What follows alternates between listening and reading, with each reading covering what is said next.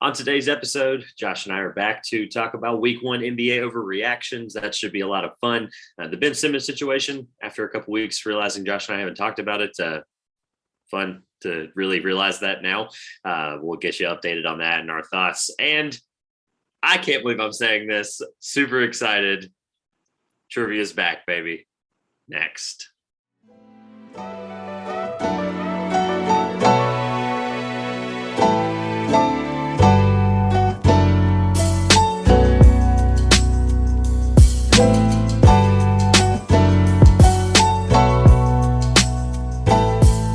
Welcome back to the Two Pointers podcast. I'm Josh. And I'm Trevor. And today we're back. We're a week into the NBA season. How does it feel, Trevor?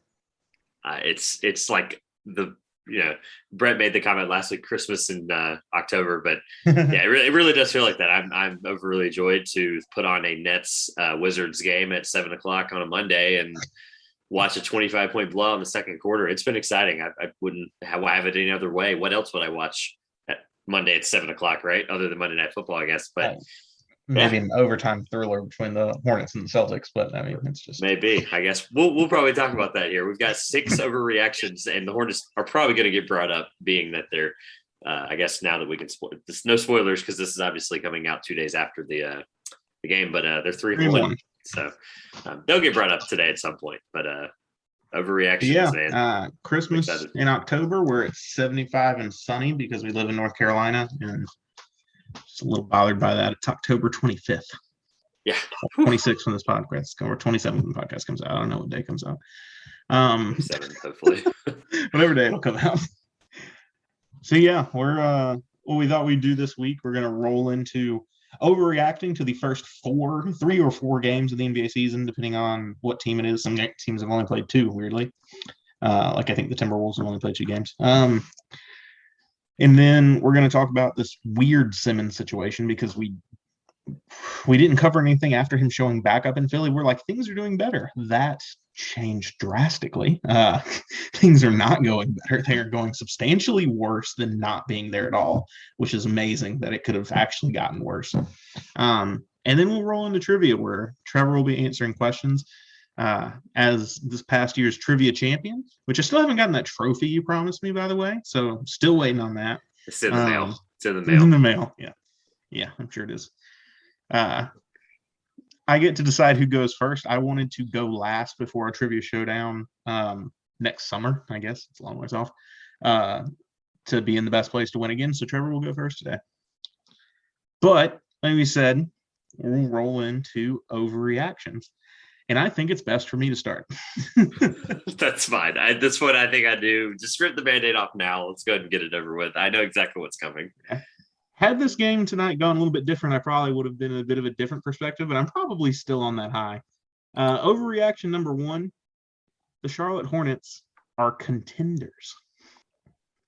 Overreaction or not an overreaction? I don't even know is that how we're doing this segment? No. I think all these, the way I like to do week 1 overreactions for how I've done them forever, is just, I used to like come up with them on my own before we even had a podcast. I used to just type them out myself and, be like, okay, cool.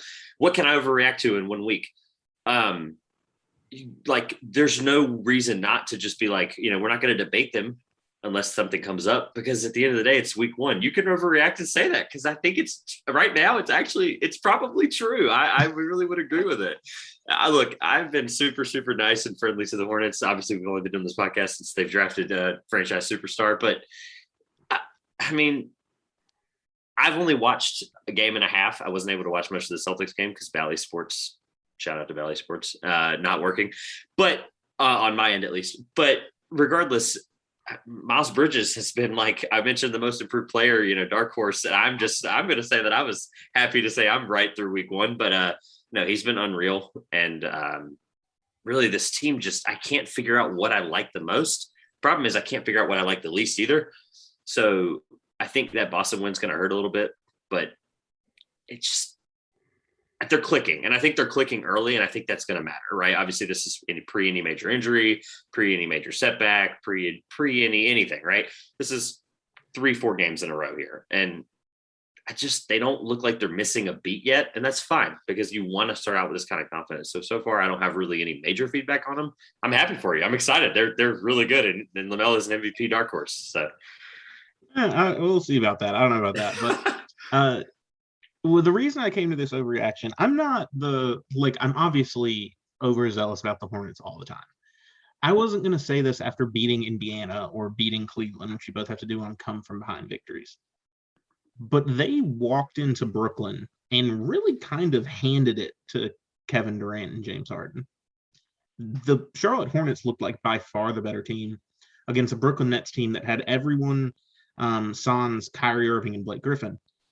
Charlotte Hornets missing Terry Rozier in that game. But without Kyrie Irving, the Brooklyn Nets should have beaten the Charlotte Hornets, especially in Brooklyn. And the Hornets won by 16 points. Behind, like you said, Miles Bridges dropping a 32 spot. That makes me, because we both kind of concluded Brooklyn's the team in the East, right? Now, I mean, and we'll probably get into later how Brooklyn doesn't look like we thought they would.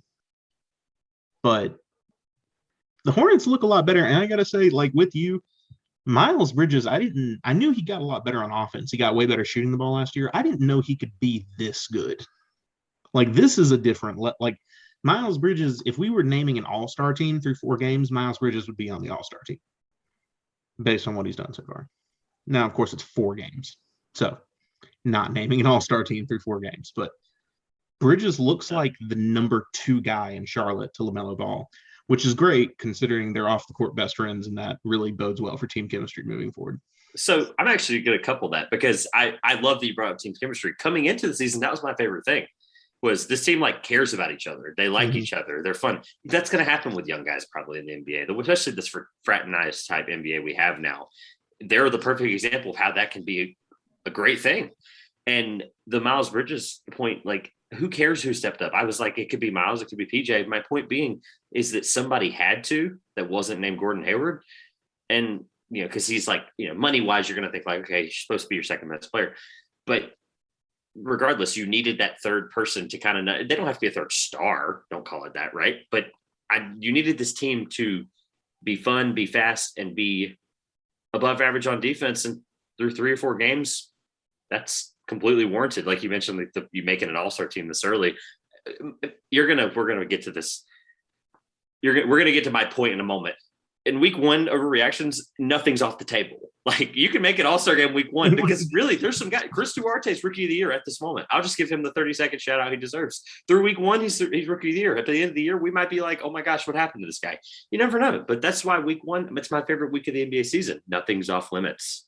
Like things are going to happen. The Nets are going to be 1 or 2-2 after tonight. They're going to continue to mollywop the Wizards. I think they're actually a game probably already concluded by now. I don't have it on my other monitor, but I mean, Brad Beal and friends.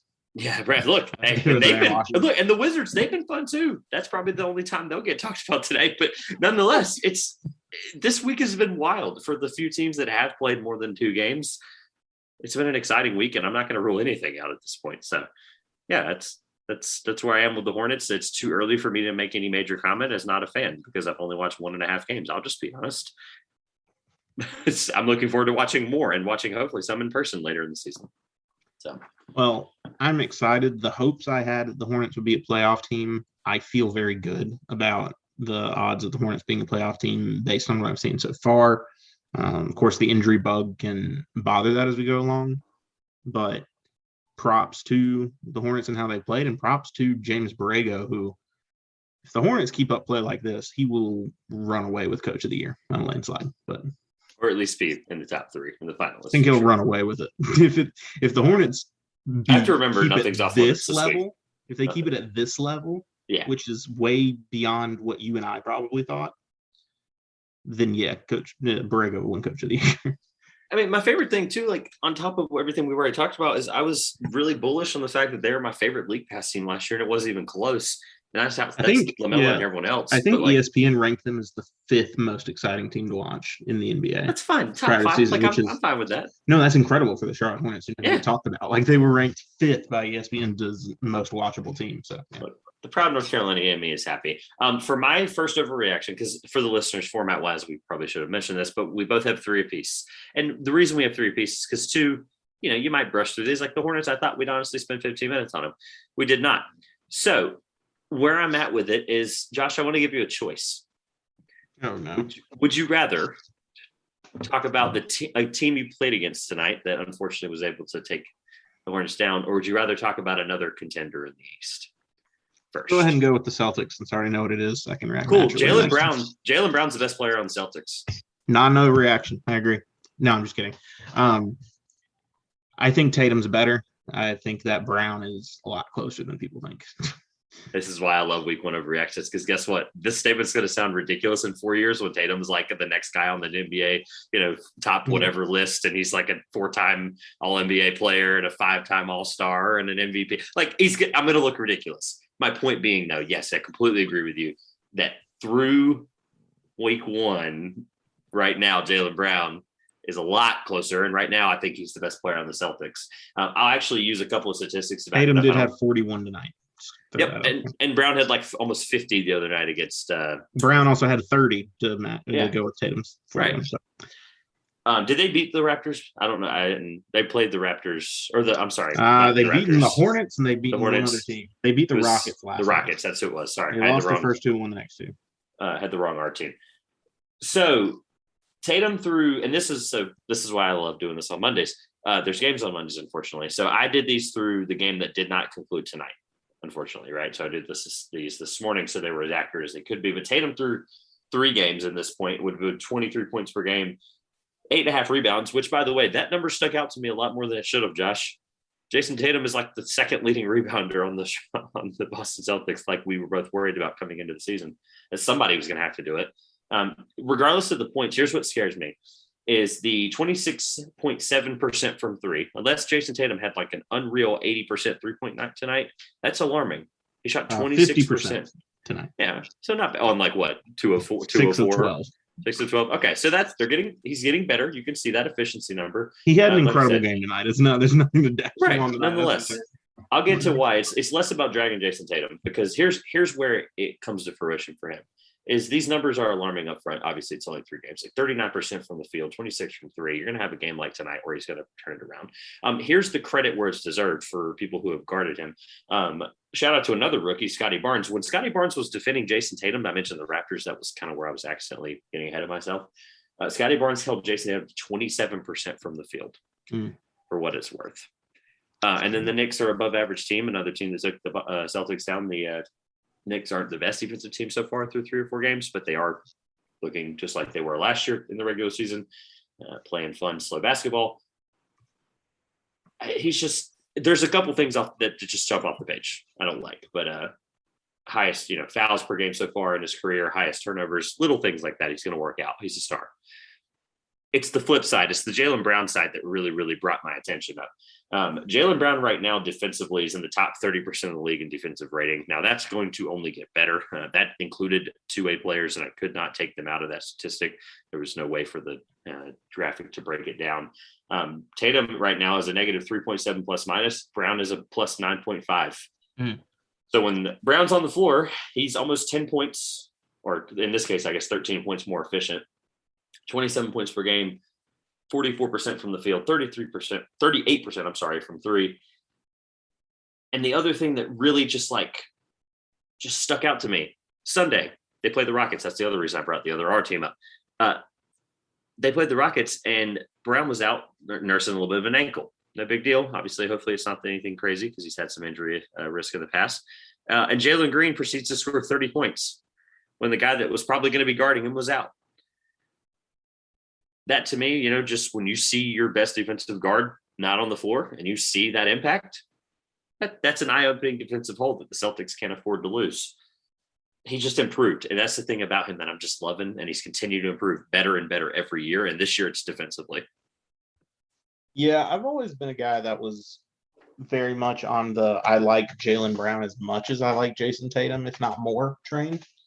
Probably the more side just because I thought he was underrated. So I'm not going to push back on that as much.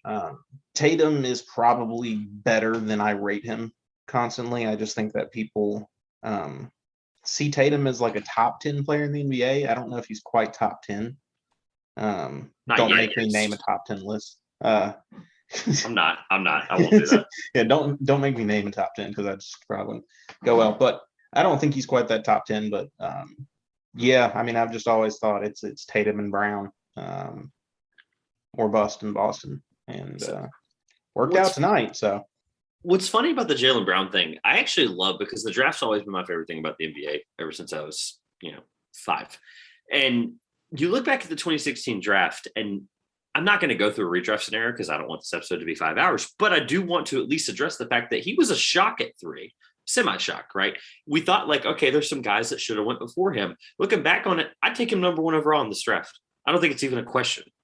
Like it, at least if you're talking about the lottery. Oh, I'm going to go through it. Don't worry. I want at least to see if we're on the same page about it. I'm about to go through it with you. I'm going to read you the lottery really quick. Ben Simmons was first in that draft. And then from there, I'll go down. Brandon Ingram, Jaylen Brown, Dragon Bender, rest in peace to his game. Now, Chris Dunn, Buddy Hield, Jamal Murray at 7. That's obviously a great steal there. Marquise Chris, tough. Jakob Poeltl, Thon Maker, tough. Domantas Sabonis, that's the part that I start really thinking about it. Taurean Prince. Oh, geez, I knew this was going to happen. Georgios Papagiannis. Shout out to Papagiannis. I forgot his first name. I probably butchered it there. And then Denzel Valentine to round out the after that, there was really no other pick that would have been realistic. Pascal was the only other all-star taken, and Malcolm Brogdon was the only other all-star taken that late, or at least player that was notable. Yeah, I mean, I think you take Jaylen Brown, right? I maybe take a Jamal Murray, but yeah, I mean that's pretty. At that point, you think about it. At least it's like I mean, if you Brown's take Brown, first. With hindsight being 2020, you take Brown definitely over Ingram. I think the Simmons. idea being if Ben Simmons could have developed a jump shot, which they hoped he could have, he's a way better player than I'm just thinking a lot of guys in the NBA. But yeah, just looking at it now, knowing what we know now, I think then and now a lot of teams still hope that they can get Ben Simmons to develop a jump shot. And they would be wrong. We'll talk about him in a little while. But yeah, that's just an interesting point. I wanted to bring it up because it's probably the only player thing we'll bring up today. I'm sure it'll be pretty team heavy. I know there's probably maybe one you're going to throw at me that's a curveball, but it was actually funny enough before we even move on, like you'll see why in a minute when you get to my other two. It was the first one that came to mind for me. Like, because I watched that Celtics opening game and Brown looked unreal. Like, I mean, he looks more confident. And that's the thing. Like, it's not like he hasn't had confidence. That's not what I'm saying. I'm saying defensively and even offensively, obviously, the way he played against, I think it was New York, that game of the year candidate, right? That was night 1. Was that New York against Boston? I'm thinking about the second game they played regardless. But still, game of the year candidate night 1, and Jaylen Brown was one of the focal points. But no, nonetheless, nothing's off limits week 1. And obviously, I'm going to have a lot of people not happy. So I'm excited to see the reaction for that. But also, I haven't shamelessly plugged anything this far. If you guys have any feedback on our week 1 overreactions, if you want to submit your own, tell us about your own on the website. You have a contact profile. We'll read some next week if we get any. Social media, obviously, at 2Pointers on Twitter, TikTok, and Facebook.com/the 2Pointers podcast. So if you have any thoughts on week 1, your own thoughts on ours, reactions, anything, man, y'all send them in. We'll definitely read them. Josh, that's it on Jaylen Brown for me. The Celtics, obviously, unfortunately, is a sore subject for you, at least on this lovely October 25th night.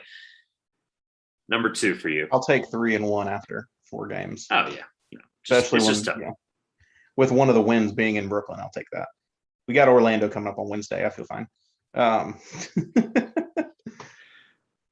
excited. Yeah, overreaction number 2, and I don't know if I've got into the part of this before.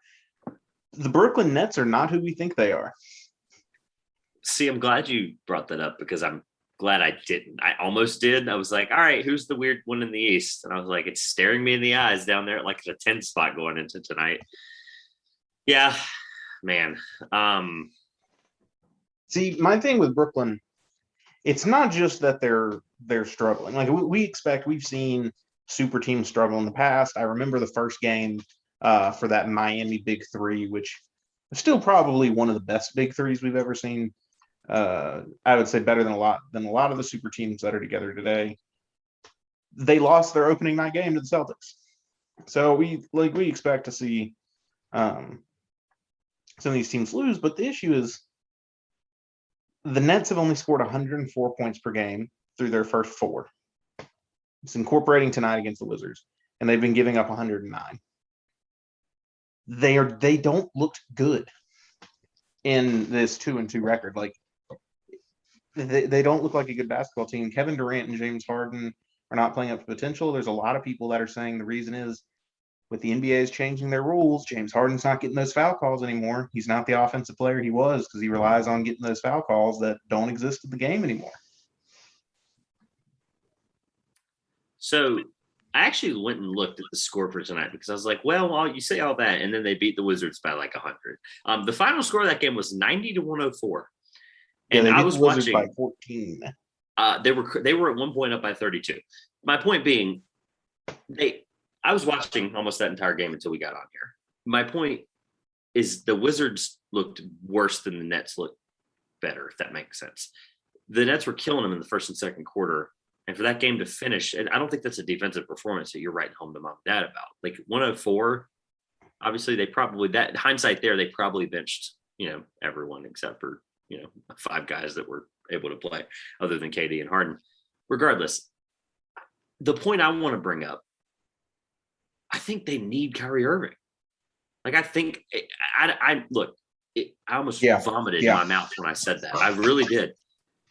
I don't not like Kyrie Irving. I hate the controversy and the swirling and just everything about him that just confuses and utterly distracts me. But they need Kyrie Irving. I can't. They do. It's Scary.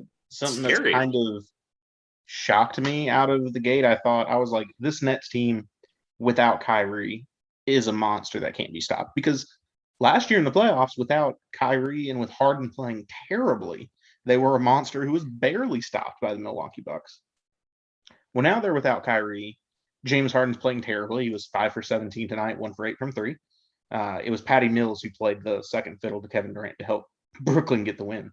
And Kevin Durant there, who hasn't hit his stride yet, he definitely will. The Nets are going to be better than this because this is pretty bad. So they have to be better than this. Yeah. He looks good, though. They need Kyrie because Kyrie's game is not reliant on free throws like James Harden's is or was. So the thing about the Nets that I think a lot of people maybe coming into the season overlooked, you look when we went over the free agency review, and then Brett went over obviously that roster construction in greater detail when we had him on last week. But it seemed alarming. It was like, man, that guy and that guy and that guy. And you're like, this team is going to be fine without Kyrie Irving. And then we're like, well, Patty Mills is game by game playing himself out of 6 man of the year contention at all because he's basically the starting point guard. I don't know. Since, you know what, nothing's off limits. I've been holding this in. Nothing's off limits. Right now, the Nets aren't the title favorite anymore.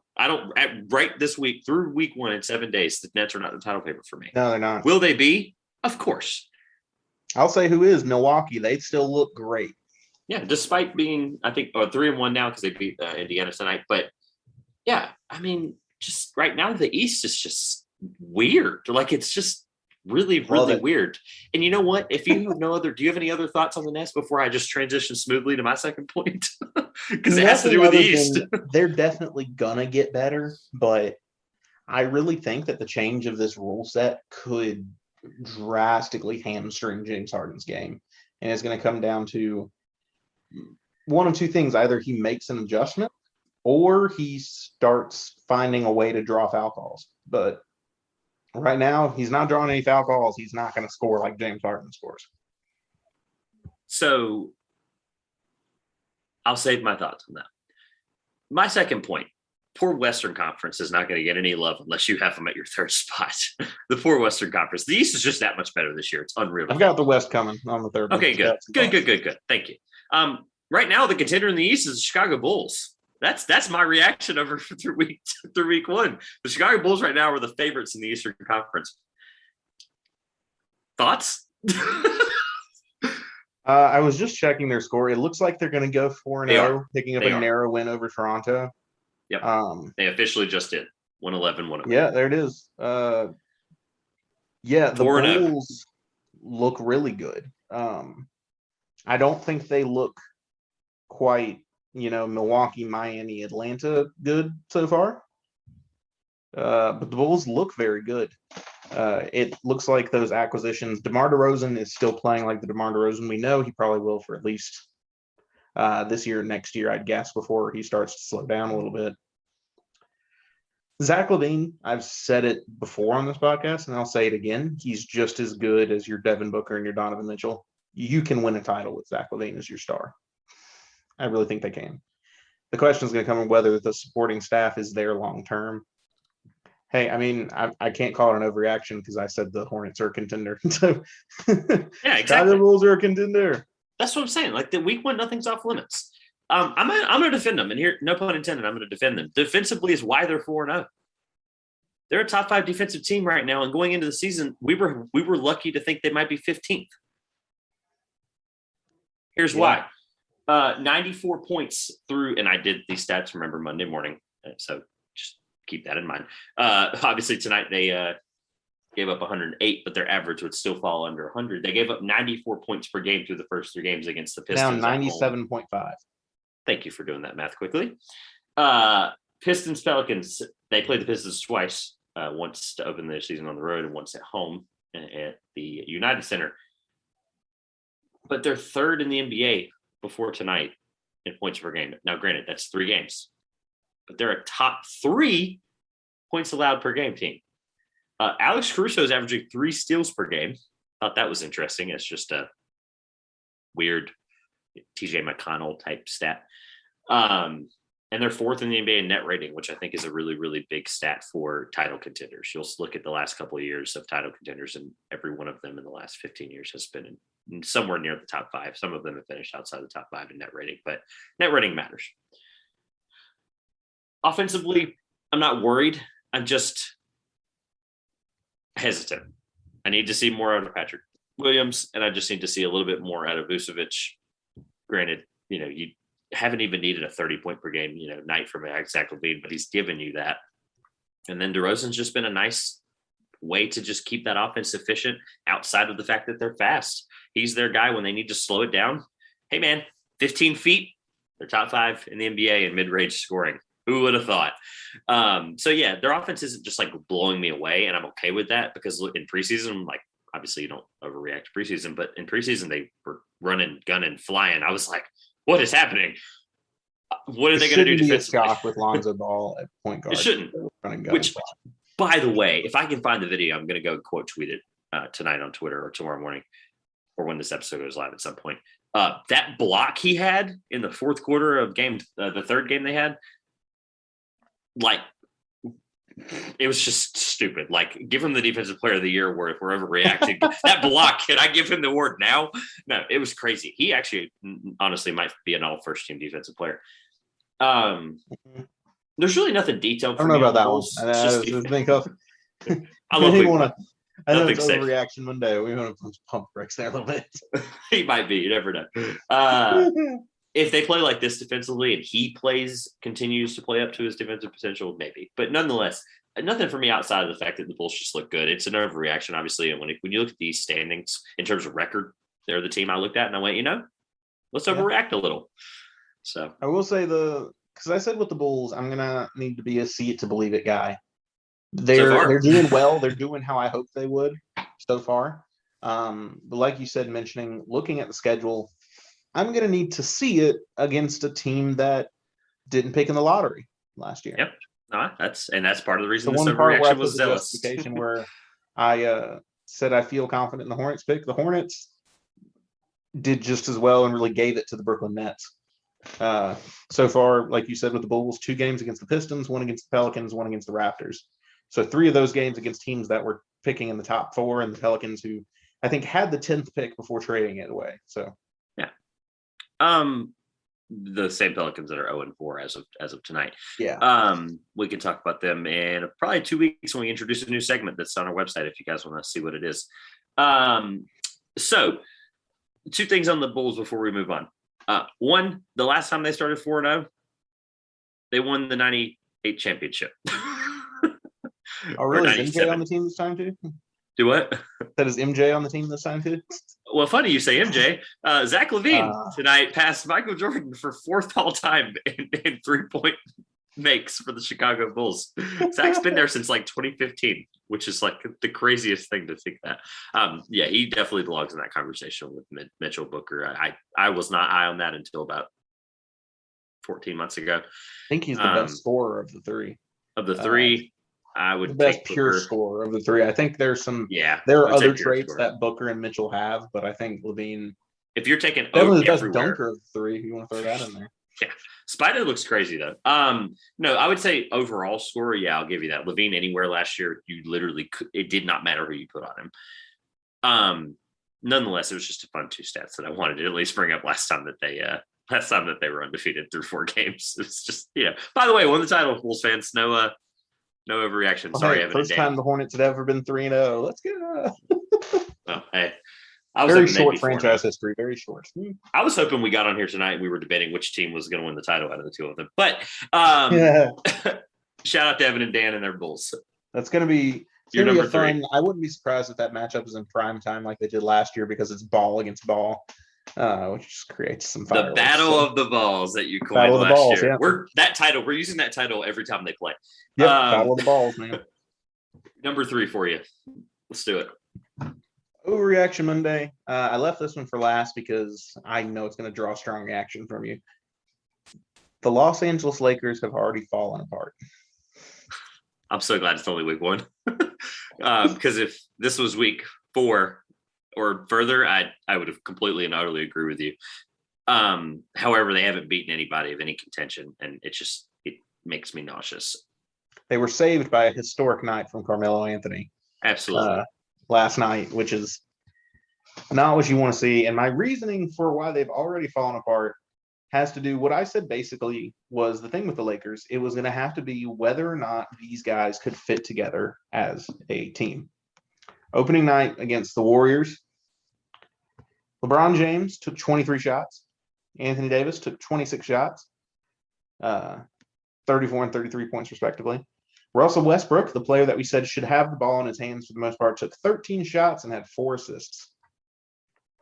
So not doing what we thought they would need to in order to win. They lost. Then game 2 against the Phoenix Suns, Anthony Davis and Dwight Howard come within inches of throwing fists at each other on the bench. Already blowing up. Like we already talked about not thinking the first time was work. They're already blowing up on the sideline. And these are guys who played together before. So, yeah, my overreaction is it's an overreaction because it's early, and maybe we've seen the Lakers do this before and get it together, but this is going like about how we said it could if it went the wrong way. So I was prepared for this only because I knew you were going to do it. Yep. Here's why 100% right now I am not worried. One of 2 scenarios are playing out right now. One, they're just figuring things out with having Russell Westbrook on this team. It is a big point of concern. I get it. He's a top 75 all-time player. He's a Hall of Famer. He's Russell Westbrook. He's Mr. Triple-Double. I'm just going to give him the nickname. Sorry, Oscar. And at the end of the day, he's an MVP. He's a former MVP that knows how to play the game at the highest possible level. I am not worried. It is 3 games. They've played nobody of any major contention. And if they did, they probably would have lost to them too. That's not my point. My second point is that is probably scenario number 1 is the fact that he's trying to figure things out. Scenario number 2 is they may just be letting AD and LeBron just play a little bit right now and kind of get confidence up and then slowly start giving Westbrook the ball as they figure it out. That's probably going to be what happens. And honestly, if you ask me this question in week 4, when we do that new segment that I won't say the name of again, it could be concerning. The bench scuffle, I'll leave it at this. Josh, it's week 1. They did not, like, the more you watch that, it's two guys getting heated up. It's two guys getting frustrated. It's two guys that really, really care about the NBA and really care about the league and really care about themselves and really care about their team. And they got overzealous with each other, and it just not a good look. I get it. It's week one. If that was post All-Star break, I'm completely and utterly worried. But no, it's two guys that have, a reputation of being very strong-minded, and I'm not shocked by that. If it was anybody else other than those two, yeah, I'm probably a little more concerned. But it's week one, nothing's off limits. Yeah, I'm scared a little bit. Let's be real. At least it wasn't LeBron and Russ, right? That would have been, or like, I mean, look, that would have been the catastrophic. Or Rondo, or even Melo for that matter. Like any of those are the two. If it's going to be those two, let it be those two. Like look, it's fine. Like, it's those two getting at it. It's fun. It is what it is. They moved on. You literally, after the win the other night, they walked off laughing and arm around each other. Like, it's just locker room camaraderie. It's the same guys that helped win them, basically helped instrumentally win them the title a couple years ago. So not entirely worried, but thank you for doing that to me. I was prepared. Talk about my team enough, so you talk about yours. Huh? I'm prepared. It was good. Yeah, I don't have anything else to say about the Lakers. I think that mine's an overreaction. I think 3 games in is too much for me to say they've fallen apart already. They haven't put it together yet, that's for sure. Yeah. They got a long, and I mean long, way to go. I will say this, together, but nothing's they got off limits. 79 more games. So nothing's off limits. That's why, my Jaylen Brown thing was as bullish as possible. That's why the contender thing for the Horn, like, nothing's off limits this week. I will say this, it's hard to fall apart if you haven't put it together yet, like you mentioned. So yeah, we did call that. We both agreed they'd be the Western Conference champions, so we got to just put the falling part in there. Correct. Yep. All right, my number 3. I was actually going to chime in earlier and tell you to shut up so we could save my number 3 because you already brought it up. So we'll start here. My number 3 is that the NBA rule change was a 100% good thing. It was 100% a thing that should have happened, and I'm glad it happened. And I have thoughts on why. But I want you to kind of finish your James Harden point that I was literally 30 seconds away from interrupting you and being like, leave it alone. I'm coming back to it. Leave it alone. No. Yeah. I haven't decided what I think of it yet.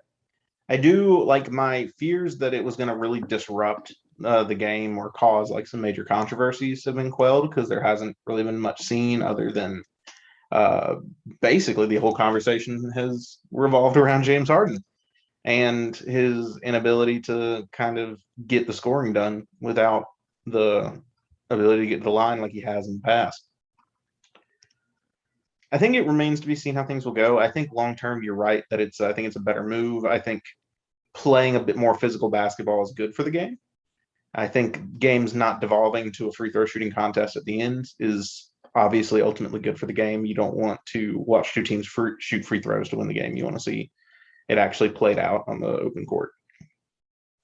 So far, yeah, I mean, I'd agree. It's been good. I don't know who would disagree with you, honestly. Well, and I think it could be an overreaction, but I also think it's more about the fact that it is a major thing that we haven't really talked about. It got brought up a little bit with Evan and Dan when we were on their show. If you guys haven't checked that out, please check it out on the Domestic Draft Podcast. But they brought up a point about certain players like Harden and Curry, and really outside of that, there's guys that here and there that do it. But I'll bring up Curry. Trae Young, thank you. I knew this was what I was forgetting. My MVP pick. But Steph, funny enough, I bring up the Steph point because in preseason, it looked like he was going to struggle with it. Like, I know it's preseason, it's not overreaction, haha. But Steph genuinely got caught up in that Blazers preseason game, and he multiple times just straight up went straight into Damian Lillard and CJ McCollum's chest, leaned right into him, Norman Powell even, and just took it like a charge, and they didn't call it. And he's a couple feet in the air. I mean, from 30 feet, it's wild. And here we are seeing the same Steph Curry that we saw last year, an MVP caliber player. So he's adjusted well to it. I also think a fun stat for Curry that really backs up the point is that he's double right now his career average for free throws a game. So a guy that could have been or should have been or might have been a poster boy for this, like James Harden thinks he is and Steve Nash thinks he is, Curry's averaging 6.3 free throws attempts a game, Josh. So is it really affecting? No, I'm being overreacting and I'm being bullish there. The other reason is before people go and say like, oh, it could be this, it could be that. It's the lowest free throw attempts per game for the league in league history at 19.5 1 week. through 1 week. Right. And I love doing this week one because we can do this again post All-Star break and go, weird. That number's like 30s now. But it could also be 20, right? It could be still where it is. I think it's important to note, though, not just like stats aren't just like right up in front of what you give them, right? Like, men lie, women lie, numbers don't. Numbers lie all the time. In this case, they don't. 19.5. The next closest is only 2 away. Was the 2017 season, which I would say is probably close to the height of why this rule got changed. And it's a 2 attempt difference. So yes, people might not disagree with this, but my point being is it's so far consistent and it's been completely and utterly league altering. It's you're going back to a natural, normal offensive style of play where you see people get rewarded for doing the right thing. If you go to the line, it's for a reason. I like it. No big overreaction here for me, but I just do think it's a really good point, and I do think it's worth mentioning for us as a basketball podcast. Yeah, no, I agree. I think we're good. I think it's a good spot for the league to be in. All right. So we added this in late because I just feel like we can't not talk about this. Yeah, best part. So to catch back up to where we were on last week's podcast, or 2 weeks ago. Yeah, it's been 2 weeks. Ben Simmons situation. Ben Simmons returned to Philly, and it looked like he's coming in, he's going to play, he's going to be with the team. Fast forward a week later, Doc Rivers throws Ben Simmons out of practice for refusing to go into a drill multiple times. Ben Simmons is suspended for 1 game by the Philadelphia 76ers for conduct detrimental to the team. Joel Embiid says that he's focused on himself. He's not focused on Ben Simmons, which is exactly what you want to hear about the chemistry between your 2 top players. And then a couple of days later, Ben Simmons is back at the facility, does not practice, refuses to have a workout, do an individual workout, claiming lower back tightness. And he's been out with injury. I don't believe he's played a game yet for Philly. I could be wrong. I don't believe he's played. So we thought that this Ben Simmons in Philadelphia situation was about as bad as it could get before he showed up in Philly. I don't know if I'll ever say about the Ben Simmons situation that it's ever as bad as it can get, because it got worse, right? It clearly got worse. Because now it's not that he's not with the team. He's now with the team and almost intentionally trying to sabotage the team. I don't know. What are your thoughts? So my favorite part about this segment is I'm going to treat it like an open table discussion, because there's nothing that you and I need to force debate. The situation is just a nightmare for everyone involved in it, including the 2 of us as 2 people who are watching it happen. What I can't gather my thoughts on is who am I supposed to be mad at? Who am I supposed to be like, you're wrong in this situation? Yeah, no, right?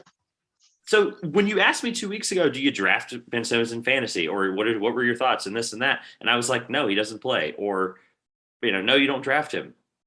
At this point, I'm staying with that. I have no reason not to after everything we've seen so far. Actually, to correct, you said don't draft Kyrie Irving. You said do draft Ben Simmons. Man, I wish I had not said that.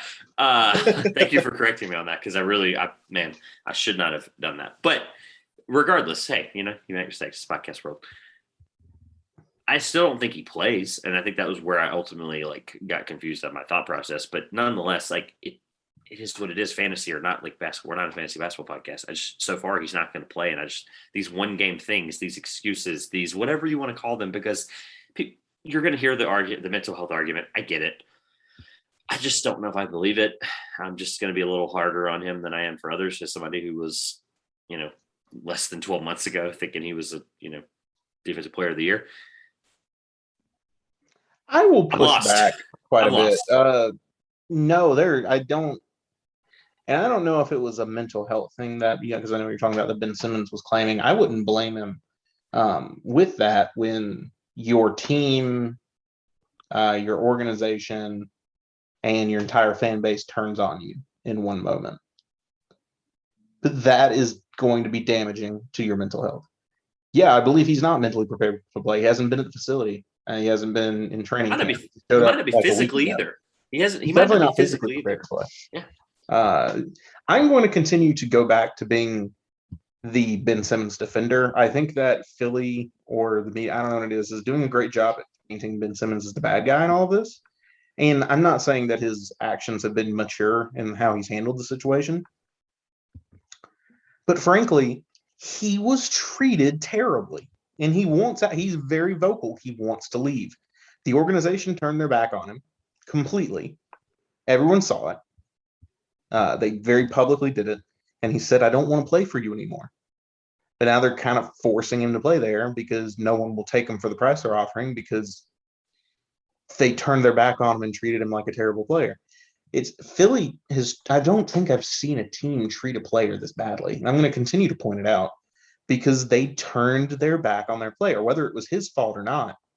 You don't turn your back on a guy on your team. That is your guy. That is your team. You don't throw him to the wolves. He asked to get out. What do you do? I mean, he wants out, though. Any other superstar for the last 7 to 8 years? No, he wants out because they hung him out to dry. Like, we got to put this in the correct order. He wants out because they blamed losing in the playoffs on him. Whether it's true or not, you don't do that. Yeah, you don't. But I can't not.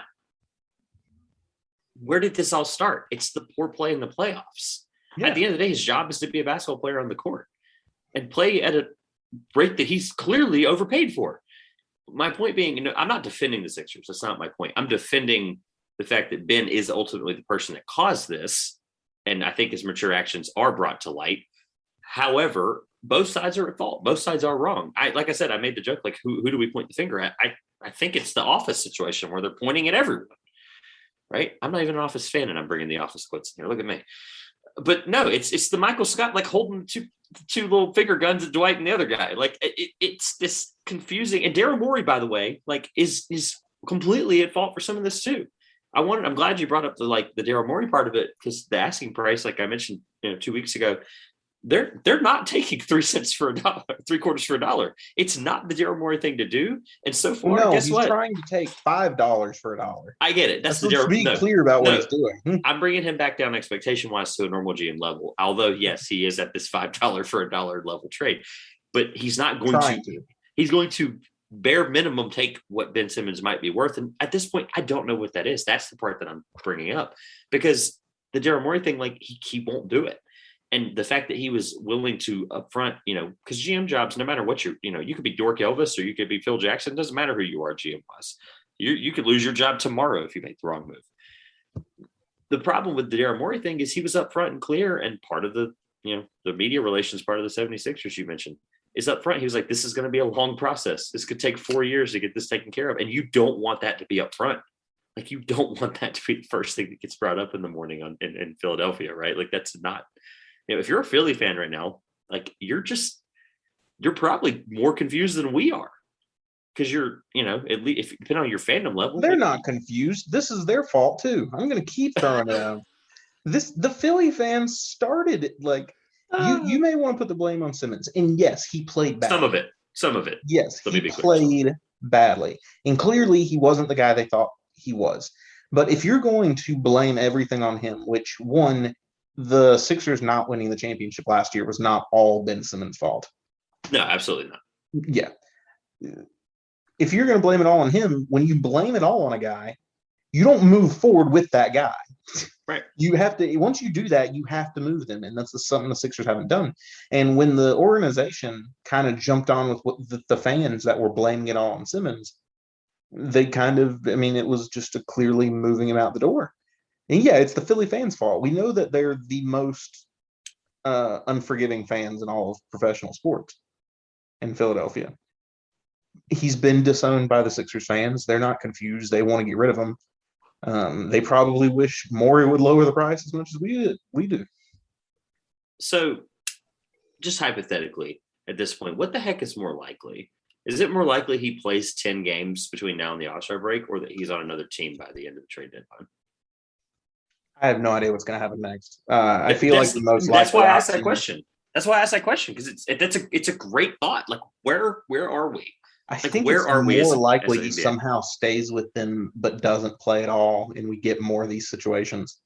And that's I feel just, like if he does play, a fight between him and Joel Embiid on the court is more likely. We want to talk practice about like or at a game. Like in a I could see game. it blowing up in a game. Yeah, the Dwight thing, the Dwight AD, similar thing on the There's bench, no right? telling if I'm the Sixers, like from where they're at now, if I'm Doc Rivers, I'm never letting him come out for a game. Yeah, you Where they're at can't. right now. Can't do that. Yeah, so we'll keep you guys posted as that happens. We don't know what the next turn in the Simmons situation is going to be. There's a lot of different ways this can turn. As a guy and me that still sees a lot of potential in Simmons, I hope he gets traded. I think going to, especially if they could orchestrate a trade to Minnesota, could be a great spot for him. Indiana seems a more likely destination based on I feel like Indiana would be willing to give up a Malcolm Brogdon. I think Philly should take something like that because Brogdon could be that point guard piece they're looking for. But have no fear. It will be done in an emergency pod if it's before the trade deadline. Have no fear. It'll be James Harden all over again over here on the Two-Pointers podcast. But yeah, for the sake of Ben Simmons, I'm hoping that he gets a new team, one that believes in him, one that wants to develop him and work with him. Yeah, that's my thought. Ladies and gentlemen, this is the main event of the evening. And now, it's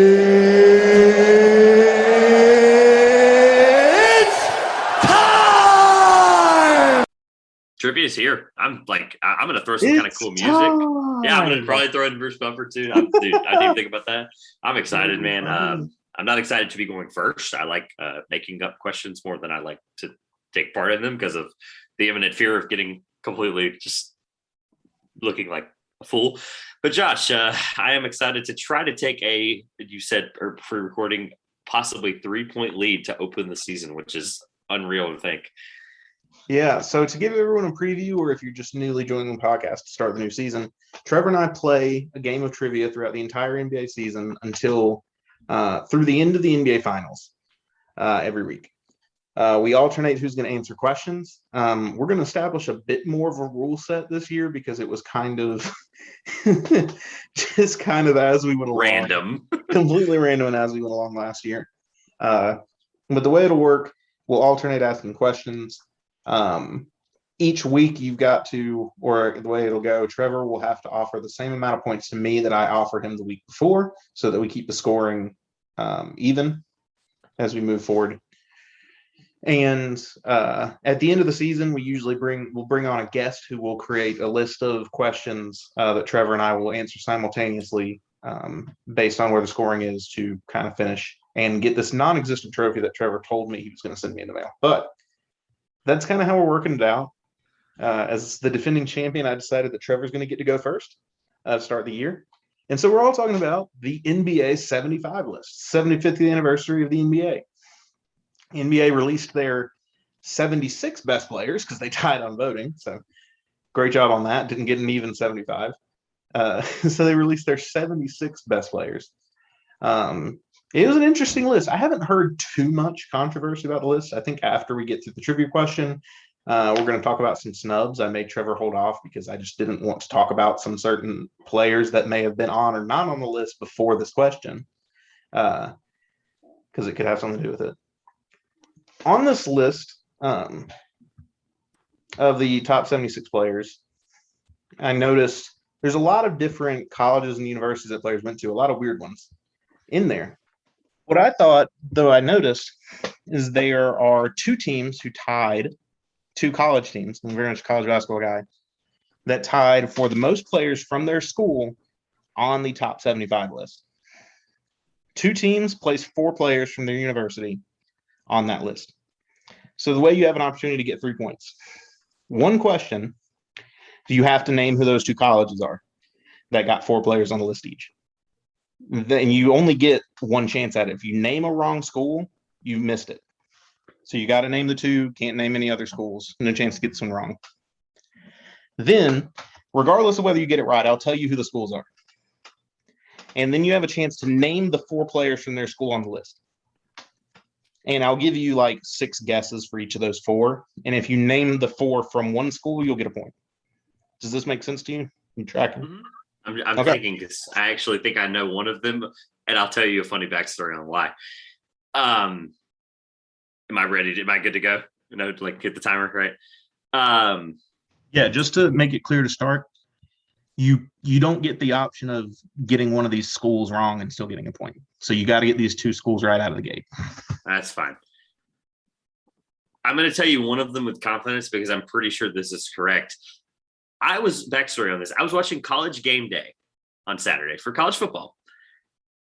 And Oregon and UCLA, this is not my 2 answers. Oregon and UCLA were on there. And the lovely, lovely talkative Bill Walton was the featured UCLA guest. And he made a point that 4, and there was a tie with 2 schools. He said that 4 UCLA Bruins were named to the NBA 75. Man, I shouldn't have given you 4. There you go. Yeah. Here's the problem. I don't remember the other one. He said it, and I don't remember. I want to guess only because I remember he mentioned like John Havlicek and some older guys. Like he started throwing dudes off the wall, and I was like, Duke would have been too early for some guys. Kentucky. Carolina seems like the too perfect answer for you. John Havlicek's the only Ohio State player I could think of, and that was like the first team that came to my mind because he mentioned Ohio State, and I keep like going back to Ohio State, and that's my problem. But when I think historic college basketball, like all time, you gotta do weird ones. I can't. I'm just gonna say Ohio State because it might be Ohio State. So you did not get this one right. So it's UCLA and it's Michigan. Easy. Michigan. It's the University of North Carolina. Oh, are you North Carolina landed 4 players on the list as well as UCLA. So not getting that question. Where did you get? You were right. It's the perfect answer for me. That's why I knew what the answer was. North Carolina, great part in the history of college basketball and in the NBA. 4 players in the top 75 as well as UCLA. Trevor does not look okay. He's taking this miss hard. I'm so angry. Okay. I want as many points as possible. I thought it was possible. All right. So you'll get a chance to get 2. Tell me a school you want to start with. We're not going to do both at the same time. You can start with either UCLA or UNC. You'll get 6 guesses to get 4 players. All right. And make sure you're not looking at the top 75 list. And I tried to show you before the segment started. I closed my iPad. All right. I'm going to start with UCLA only because I think I have 3 for 3. And then after that, I'm going to have to just talk it out. Kareem, for sure. Yep. Is definitely on there, right? Russell Westbrook. That's true. Yes. Current guy. That was awesome to see. And why would Bill Walton talk about it? Bill Walton was on Bill there. Walton was on the list, okay. yes. Woo, that was the one that I got 3. nervous about. You got 3 guesses for this last one. That's where it gets weird. Well-known player. Very well-known player. Oh, that doesn't. But funny, when I was creating this question, I actually forgot he played at UCLA. That makes it even harder. So. Okay, so I'm thinking UCLA guys. I mean, that's top 75. They're all well-known, right? Yeah, right. But yeah, you got it first. Kareem, also known as Lou Alcindor at UCLA. Big Bill Walton and the current Russell Westbrook. This is where I get lost. This is where I have to really you said it was a guy that was top. I'm trying to think through the top 10 to make sure I'm just not missing a top 10 player. Like that was the one that I would obviously be disappointed. I definitely wouldn't call him top 10. Well, I'm just thinking in the top 10 that I'd remember now. I'm trying to think big teams because the Lakers, I don't think it was a Laker or a Celtic. Bob Cousy was not. No, I'm trying to think I'm just thinking guys that way, way, way, way past what I should remember, but I do for some reason. Rick Barry wasn't. I think Brent Barry. I think Brent Barry went to UCLA. That's the thing that's really starting to confuse me. I'm talking myself out of it almost. Oh God! I hope we get this one because I feel like the North Carolina ones are going to be borderline impossible for you. I have 2 of them for sure, which is the part that I'm even more frustrated about. So I have to get 4 to get. That's the thing that frustrates me. Get 6 guesses, and for clarity to all the viewers, I didn't mess with Trevor on him not knowing who's on the list. I told him about an hour before we recorded this to thoroughly study the top 75 list. I didn't tell him what the question was, but he had to study who was on the list. So, all right, this hint's probably not going to help me, but I am going to ask this because I think that Maybe. Does this player have a championship in his NBA career? No. Oh, that didn't help. I was really hoping you said it did. Okay. This is the part where I added some fun music while we think through all this. Because I have 3 guesses, and the problem with the guesses is I know colleges. Yeah. I just don't want to guess colleges that don't make sense. I don't want to guess guys that I know for sure didn't go there. Exactly. Oh my gosh, who would it have been? This is so tough because of the Carolina. I don't even want to think past the 2 Carolina guys. Yeah, don't think about Carolina right now. Separate it. Just think about UCLA. I'm not. Gosh. All right, so you said it was an obvious guy, but he wasn't top 10. Well-known player. It's not Will. Will was Kansas. It's not. Oh my goodness. Wouldn't call him a top 10 player, but a well-known NBA player. For our era? For us, or for somebody like 60 years old? That's what I'm like struggling with. See, I can't give you an era. I don't want to. It's the thing that I think the era would really help, but I think it would. Give it away. I'm trying to think 70s? No, 70s. So the problem I'm having is I'm trying to like first. Anytime I do this, when I think of guys that played for colleges, I would like to think at least current NBA in the last couple of years, like I would say 10 years. I'm very confident in my college. It's the problem. I think it has to be an older era because I'm trying to think through those Lou Alcindor teams. I'm trying to think through those. Like, I'm just trying to think through those 70s. I will give you one more hint. It is after the Lou Alcindor era of UCLA. Okay, so that actually didn't help. On the other side, not going back to those really old players. All right, so it's early. So Bill. Here, I'm gonna talk through this out loud for the listeners, for who might not be as historian as we are. So Bill Walton was the tail end of I guess he kind of took over after Kareem, right? Because NC State knocked off them in the Final Four there in the 70s. That's the part where I'm trying to create a timeline. I have this blank for UCLA from like 78 to like realistically like 90, because I could think of guys from 2000 on. It's like you got your Kevin Loves of the world, and I'm like, okay, yeah, it's not Kevin Love, clearly. It's Johnny Juzang in 60 years. No, I don't know. Like, I'm big shout out there to Johnny Juzang. Yeah, right. It's college basketball in less than 3 weeks. Dude, I bet Bill Walton said it too. That's the thing that makes it even matter. He definitely would have. God, I'm trying to think position now. So like what I do is I talk myself through like, okay, if I can't envision their college jersey, I have to think like if it's on this list, I have to know it. Like, oh man, Josh, I'm gonna kick myself in the head for this. You got 3 guesses. You might as well, if you've got something on the tip of your tongue you think it might be, you might as well fire it out there. That's the problem. I was gonna start naming old guys I didn't know the college of. Like 50, 60, 70. That's the problem. That's where like honestly them being from 80 beyond is really what makes this so difficult. Hall of Famer, obviously, I would say. I mean, everybody on the top 75 list is, right? Or will be. Yeah, they're currently playing. So, or will be, yeah. That's the problem, dude. Oh, Shaq was LSU. I'm just thinking like who was right outside that top 10 that might be UCLA. That's the thing.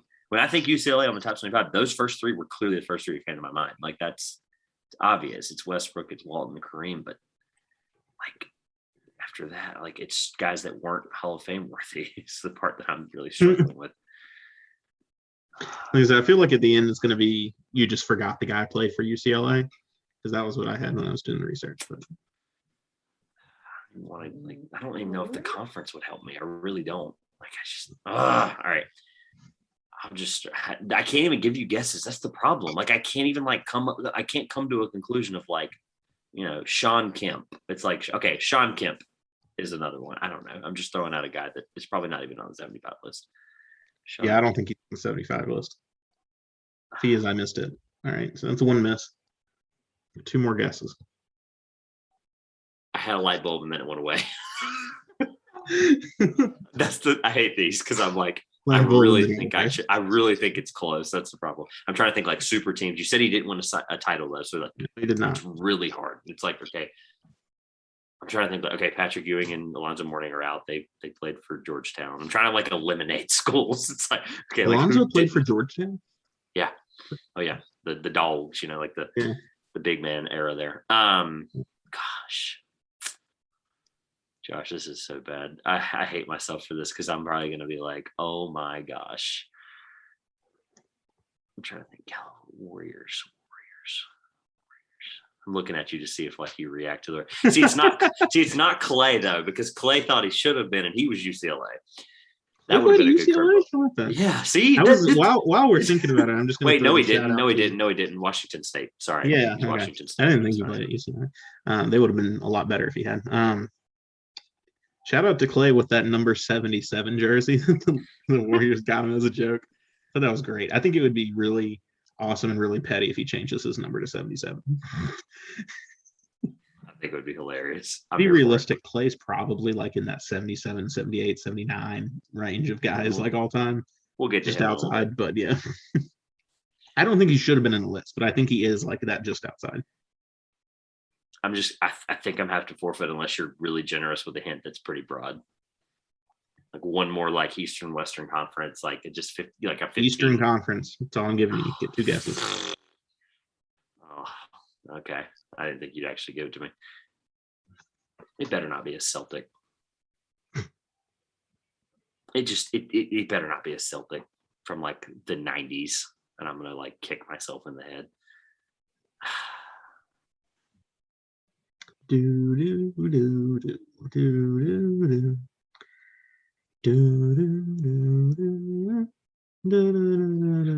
That's copyright, by the way, so stop for 15 seconds.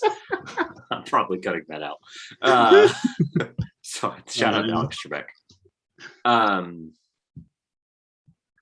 I think this is the part where I have to forfeit.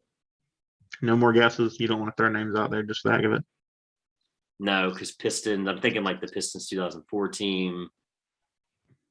I know most of those guys, colleges. I'm thinking like the Bucks didn't have anybody noteworthy for a while. Sorry, Bucks fans.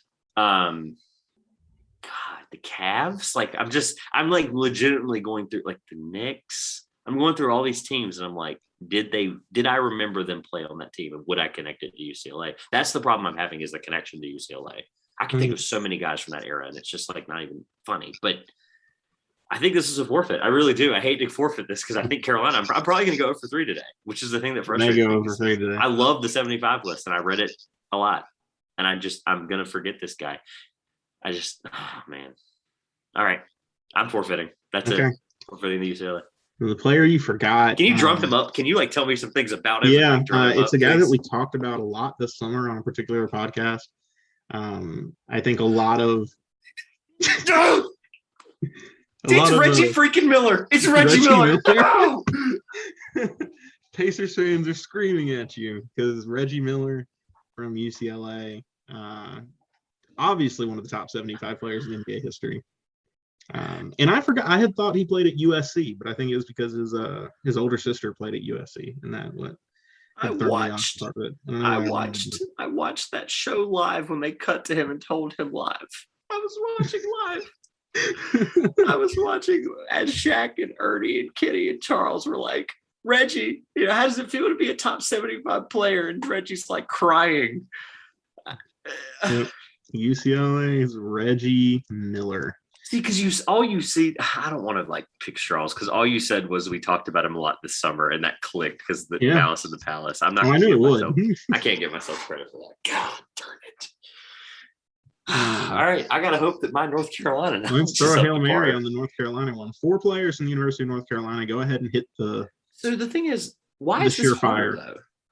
Like, 1 player from a very old era.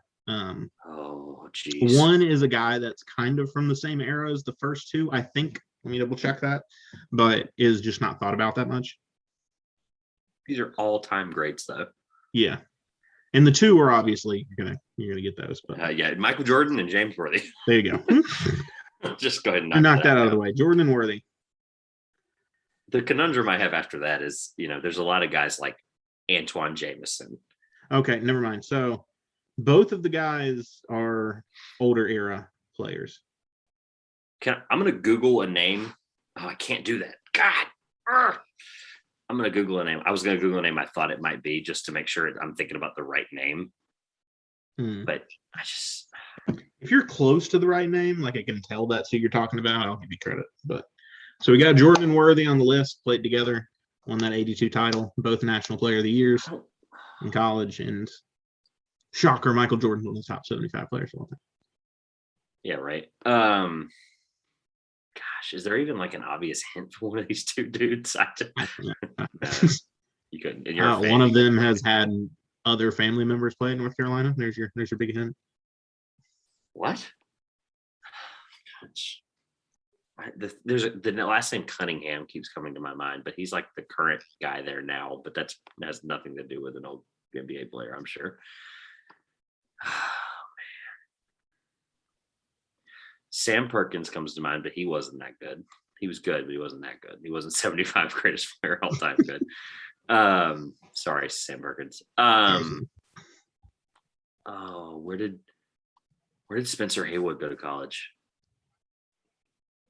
You know, I have four guesses. I have how many guesses? I get 4 guesses, right? Or 6 total. I get 4 extra guesses. So, Spencer Haywood. No. Spencer Haywood played at North Carolina. I think Brendan Haywood played at North Carolina. He did, but I thought Spencer might have too, because he was in an era where like he struggled with a lot of things of that era, and you were talking about. I don't remember seeing him on the top 75 list, but he is one of the. He is a great player all time. I think a lot of people who might not. Haywood. He probably played at UCLA. I'm gonna like absolutely lose it. Detroit Mercy. Never mind, Josh. University. Naismith Memorial Basketball Hall of Fame. So, yeah. Oh yeah, no, I like him all the time. I think he's underrated. 3 more guesses, 2 players. Throw something at me, like just to get the juices flowing. Like I gotta like did. A brother or a sibling that played there, and that doesn't help me at all. Said family member. Family member. Say it was a sibling. I hate to go over 3 to start, but I think I can make up a lead. But I think I'm going to have to work it twice, and it absolutely irks. Just keep naming names, please. Just keep naming names, and we should keep going. Did Phil Ford make it? No. Phil Ford. No. Not a bad guess. He was a National Player of the Year in college, but I don't believe he's on the 75. Great in college. Yeah.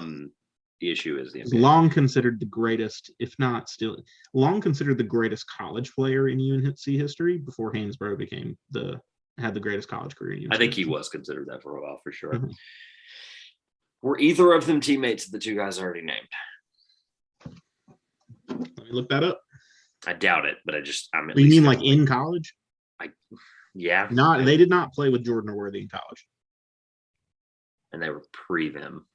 Josh Weir, this is bad. I couldn't tell you a single player. I'm gonna look up if one of them ever played with Jordan or Worthy in the NBA. Gosh, this episode is gonna be so much fun to edit. I think one of them played with Worthy in the NBA. Worthy was pre-Jordan slightly. Oh, you said in the NBA, not in college. Oh, that's not. Yes, one of them played with Worthy in the NBA. Well, Worthy was a Laker, so that at least helps a little bit. I narrowed it down to one franchise. Yay. That really helped. That actually didn't. He played with Worthy. That's beautiful, because Worthy played with a lot of Hall of Famers. I'd love to see that list. That actually might be a future trivia question if something happens to James Worthy. And no Worthy. How many of them were North Carolina guys? That's the question. I can't even give you a guess. That's the crazy thing. Fred Brown, Seattle Supersonic. No. So you can't get it right now. Oh, man. This is where I tap. I'm tapping out. Yeah. All right. So you're probably going to be really upset after these because you got really close on one and you didn't pursue it. The other one. So the one that I was leading you on, teammate of James Worthy in LA with the Lakers when he was drafted, Bob McAdoo. His MVP. nephew James Michael McAdoo played MVP for North Carolina in the early 2010s. It's the 70s, Josh. Don't ever give me 70s questions. And the even older era before that, Billy Cunningham, the 76er that you were very close on, but did not pursue down that route, on the NBA's 50th and 75th anniversary lists. Part of the did I say Billy at any point? You said Cunningham. You never said Billy. You said if I was close. I think that. I mean, it doesn't matter. I'm not gonna. It You doesn't didn't matter. submit it as an answer. You were just listing names. You didn't give it to me as an answer. That was probably the one you got surprised by. I'm sure you were probably like, "What?" I was like, "Oh, he might get that." Whoa! That you just Cunningham, left it there. I knew there was a famous Cunningham in Carolina, and obviously there's a current Cunningham, so that's why I was like, "There's got to be a connection there somehow." No. Cool. Can we quickly, to get past my sorrows, can we quickly go over snubs? Players, 0-0. Yeah, I'm fine with it. It's just that was such a good question, but it was also such a tough question because of the format. I had to get all four. Like, that sucks. Anyway, it is what it is. All right. I really thought you'd get UCLA and UNC. Yeah, that's the thing. Like, the Bill Walton thing. I probably wouldn't have got UCLA. That's the funny thing. If Bill Walton had not ran his mouth. They're the two most, like, them and Kentucky, like the most historic. If they redo this, when they redo this for the 100 year, Kentucky's probably going to flow by both of these schools.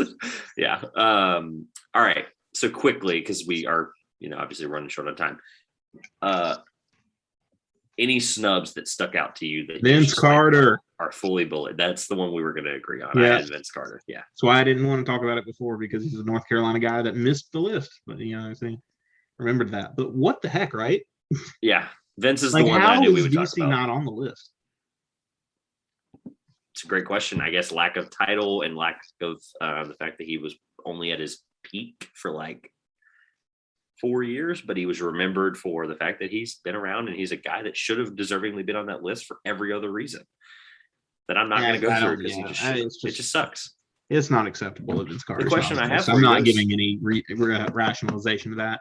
What has Damian Lillard or Anthony Davis done that Vince Carter has not done? Exactly. That's what I was going to say. Is like, you can't tell me Vince Carter deserves to be on there and then not tell me somebody who doesn't deserve to be on there. I've got the players that don't deserve to be on there: Damian Lillard and Anthony Davis. Yeah. And that'll lead me in my next snub, Dwight Howard. All right. Well, this has been the Two Pointers podcast. Former MVP Dwight Howard. We agree completely on this. This is the funniest part. Led a team to the Eastern Conference title.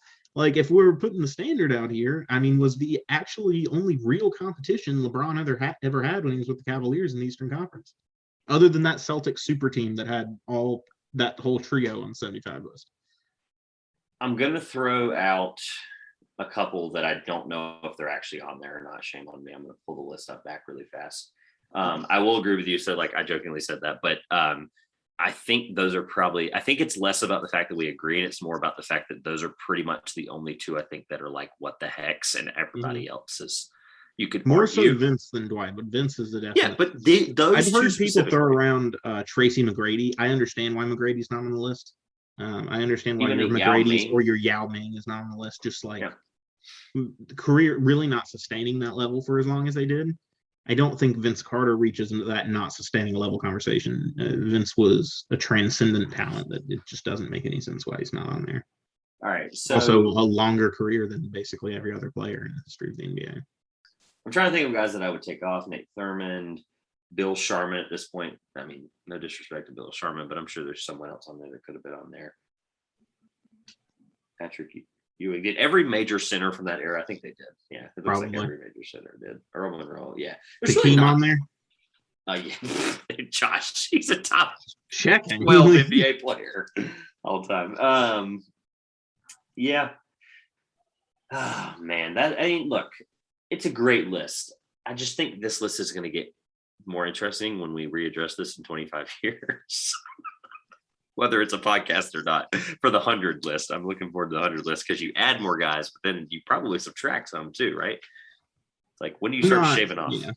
Just going to be honest, I don't know if we're going to be doing a podcast at 48. We'll see what happens. You never know. You never know. I just thought 75 was cool because it's not too big. We also weren't alive for the 50, so that's why I wanted to at least sprinkle it in there. But yeah, that's all I have. The more I look at this, the more I'm like, well, I would probably take Pistol Pete out just for the sole fact if we're talking about like resume. Pistol Pete just doesn't have a resume, basically.